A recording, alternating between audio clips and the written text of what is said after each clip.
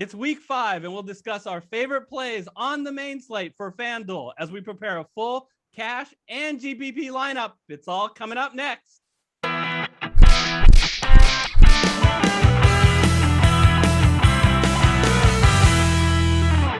Hello, everyone. I'm Eric Lay. And I'm Michael Wiley, and we're the Fantasy Football Consultants. We'd like to thank our FFC community for being so active in the comment section with their takes on the main slate on FanDuel. At the end of week 10, we will announce the 18 viewers who qualify for our free-to-enter contest to win $200. If you haven't entered any comments yet, it's not too late. Get them in. And if you have been active, keep it going because we can only let 18 people in. And I can already tell there's going to be a lot of competitors for that. All the details to the contest are in the description. Yeah, and I want to point out that we did a show just recently on now that we're done with the first quarter of the season, talking about our picks for how the divisions we think are going to shake out and picking on each other on how we think that we did. Eric took on the NFC, I took on the AFC, and we got a special guest who helped out with that as well. And a quick reminder for those of you who aren't subscribed, please hit that red subscribe button followed by the bell icon so you get our content. It really helps our show. Yeah, that show, Michael, was a lot of fun. I'll put the link to the description right up top. But right now, let's get into the FanDuel site and prepare our cash lineup for week 5 on the main slate. All right, Eric, here we are, the main slate for FanDuel. Where do you want to start this week? Let's start at running back. Look at this. There's a new king in town. King Henry is the most expensive running back, even with Christian McCaffrey. He has a real possibility of playing, although it's always scary when a guy's out for a week to know, will they bring him back on like a pitch count? Let's not overthink this, Michael. I want Derrick Henry in our lineup. You usually want to pick your spots with him, and this is a good spot. He has a 26 implied total. I'm a little surprised playing at Jacksonville that he's not more than a 4-point favorite. I think game script Tennessee should definitely win. I think one of the causes for concern is we're not sure about the health of their wide receivers, Julio Jones and A.J. Brown. But I don't think that that's a bad thing for Henry. That just means that they're going to run the ball more with him.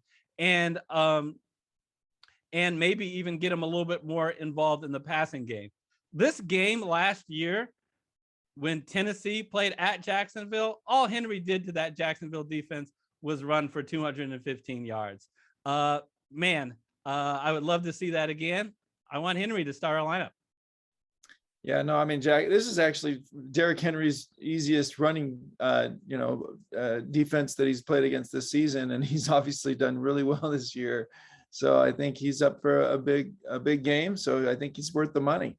Yeah, thank you. That was out of respect to my Seahawks, right? That you didn't who are right there with the. I can't say anything. All right, so Michael, where are we gonna go from here? I did spend some money. You did, and so we can save a few $1,000s with my next preference here. But I really like Zeke. I think he's starting to heat up. He's very healthy. Dallas is healthy as well, looking good. This New York Giants offense can go 3 and out at times, which bodes well for pounding the pavement with Zeke. So I think he's going to get a little bit more involved in the passing game. I know he's sharing some of that, but he's going to get those goal line carries like he always does.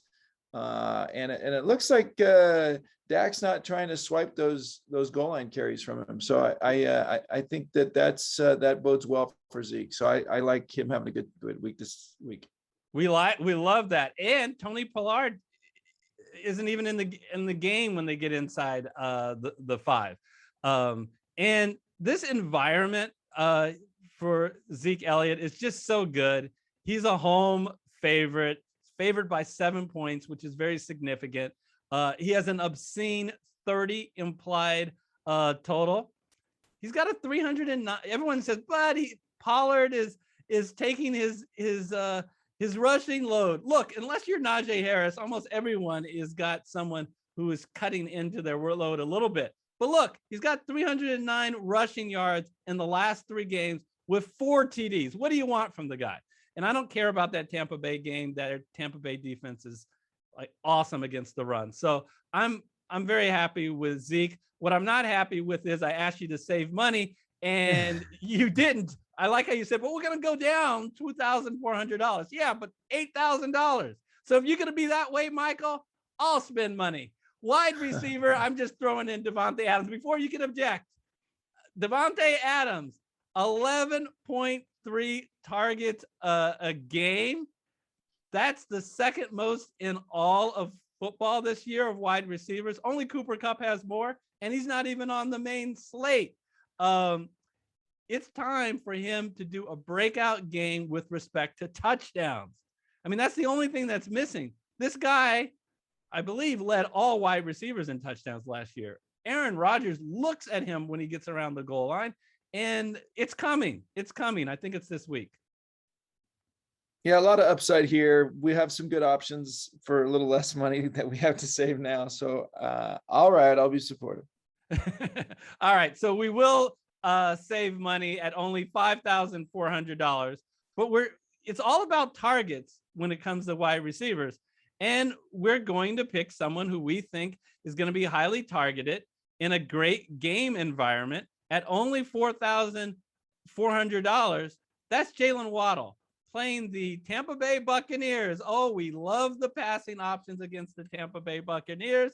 And one of his chief competitors, Will Fuller, is out. And Tua is not going to be playing in this game. I think that's good news because Tua played in week 1. It's been Jacoby Brissett for the last 3 games. It should be him again this week. I think we should be in for some passing this week against Tampa Bay.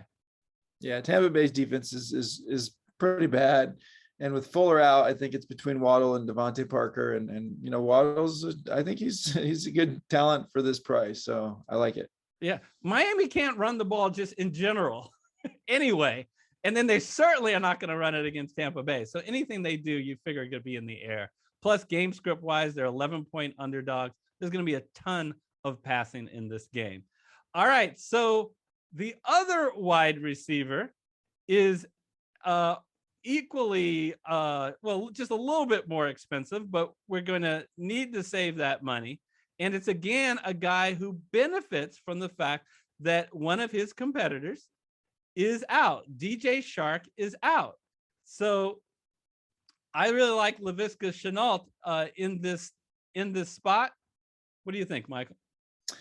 Yeah, I mean, Marvin Jones is a little more expensive, but I think Chenault's actually the go-to guy for Trevor Lawrence, especially when he needs to get a few extra yards. You could go with Parker here. I saw he's right in the same price range. Hunter Renfro's another guy I like to throw out there. He's obviously been a big favorite for Derek Carr.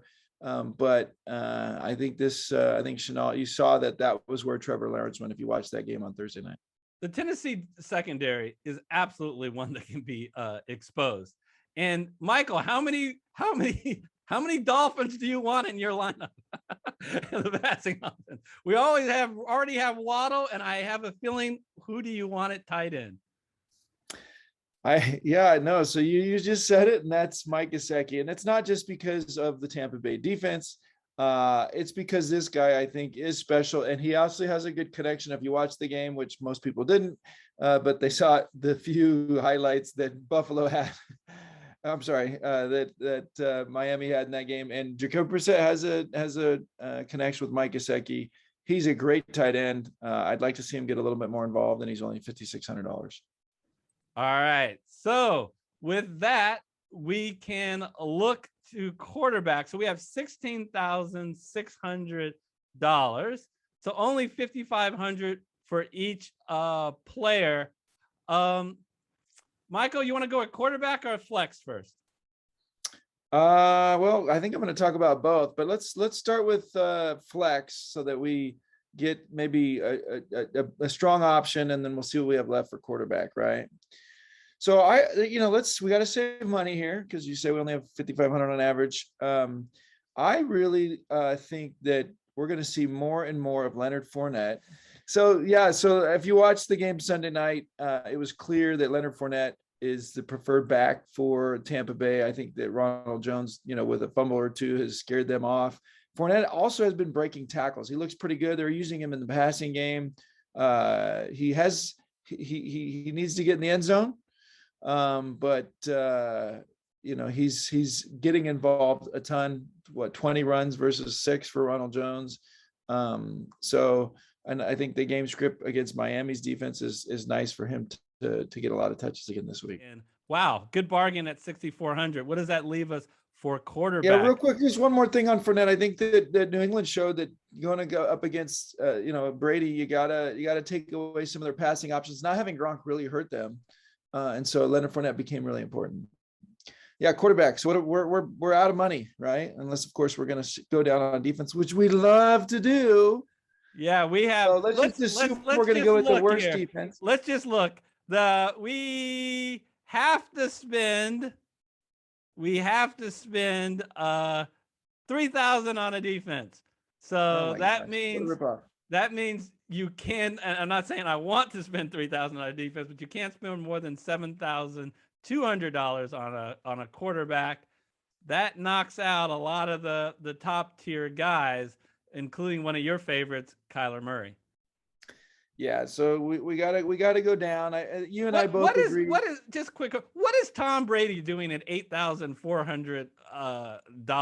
$100 less than Kyler Murray. I don't know about that one. Well, I think first few weeks we saw that they just passed the heck out of the ball, but we saw that New England took advantage of Gronk being out. I think that we'll see other teams start to do that. So Tom Brady, I think that's a good point. He is definitely getting himself priced out with what I think his future is going to look like. Not to say he's not going to be a good option, on your regular fantasy team. We're going to have to take price into account, which is the same thing when we talk about defenses, right? When you're not taking price into account, obviously it makes sense to be thoughtful about your defense. But when you have to pay pay money, I just think, the defense is too much of a crapshoot. So let's spend our money on quarterback. Looking right around where the cheapest we can go with, it's still having $3,000 left. Gosh, I would never go with Goff or Winston, or even Trey Lance for that matter. That we may see Garoppolo, play this week. So Burrow is a great option here. This game, has a 49.5 over under. Green Bay, yes, is strong against can be strong against the pass, but that is what Cincinnati needed to win this last game. And I think Joe Burrow is a special talent. So I like this at $7,000. Yeah, and he may get one major weapon in T. Higgins back this week. I like this pick. I just want to quickly comment about Trey Lance. And I am okay if you really are excited about Trey Lance. However, I have to emphasize this. Trey Lance, Garoppolo must be out. Notice I did not say Trey Lance must be the starter.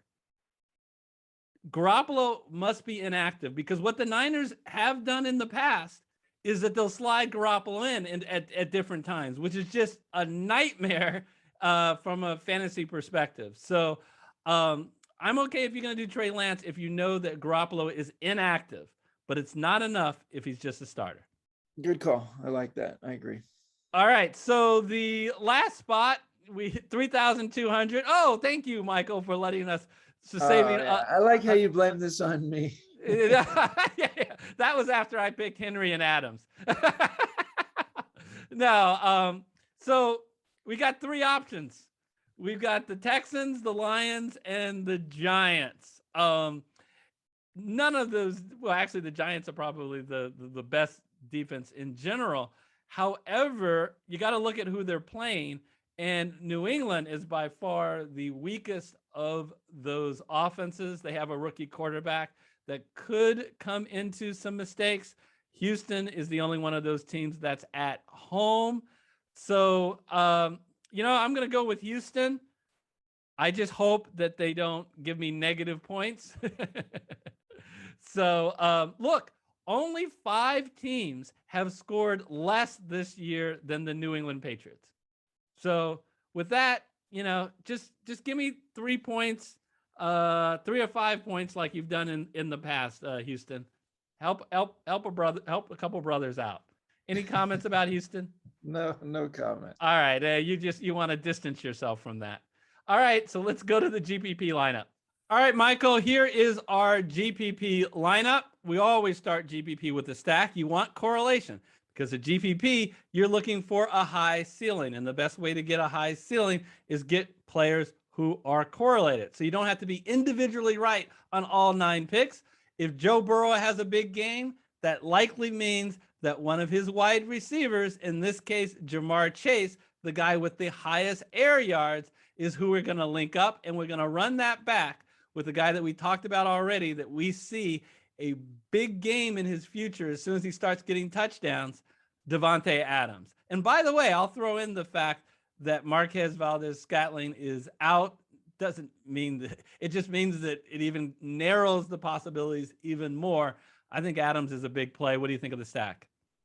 Yeah, no, I like the stack. The Vegas thinks this is going to be a high scoring game, some back and forth. So I think this is a good stack to go with. And I also noticed you had a similar, thinking with New England's defense and Damian Harris. I wouldn't necessarily have thought of Damian Harris before, but New England's defense looked pretty good this last week, and Houston's absolutely atrocious. So I agree with those picks as well. Yeah, Damian Harris, not confident enough to play him in cash because he's had some really tough games the last 2. But remember, folks, who did they play? They played New Orleans and Tampa Bay, the 2 best teams in the NFL against the run. All right. So don't worry about that. Now he gets Houston, one of the absolute worst teams against the run. So I love Damian Harris here, and I think he has a high ceiling. We already talked about Leonard Fournette. And I am attacking Justin Jefferson. He is somebody who always has the potential with his high air yards to really go off. He goes up against a Detroit Lion defense, which is not good. And finally, we already talked about Mike Gesicki. I wanted at one time to run it back a little mini stack with TJ Hawkinson, but I simply couldn't afford that. So we're going to go with Mike Gesicki, who we think is in a very good situation. We talked about going against Tampa Bay, who's so good against the run. The last pick is someone we need to check for his health, and that is Damian Williams. Montgomery's out, so Damian Williams is the next guy up.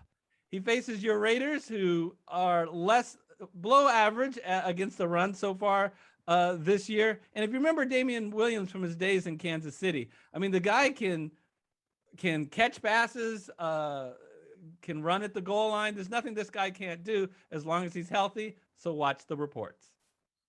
Yep. All right. So that's the GPP lineup. We want to remind you guys, please check out the show that Michael Wiley and I did where we rank all 32 NFL teams. We'll put that video up on the screen now, as well as our NFL Survivor and DraftKings show previewing Week 5. Until next week, take care, everybody. Bye-bye. Just when you think this show is terrible, something wonderful happens. What? It ends.